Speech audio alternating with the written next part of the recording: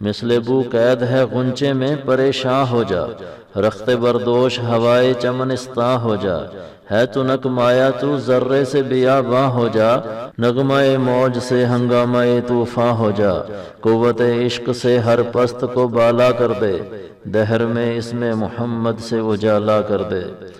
علامہ اقبال کی نظم جواب شکوہ کا یہ 32واں بند ہے۔ پہلے شعر میں مثل بو سے مراد خوشبو کی طرح، غنچے سے مراد کلی اور پریشان سے مراد بکھرنا ہے۔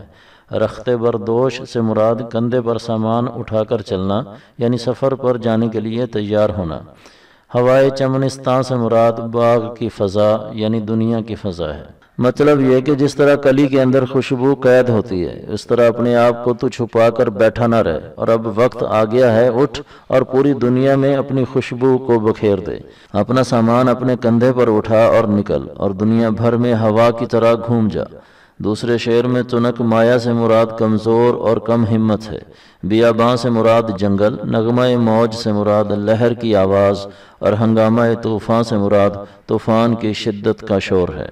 مطلب یہ کہ تو ابھی کمزور ہے اور ہمت ہار کر بیٹھا ہوا ہے، اٹھ اور معمولی ذرے سے جنگل کی طرح پھیل جا۔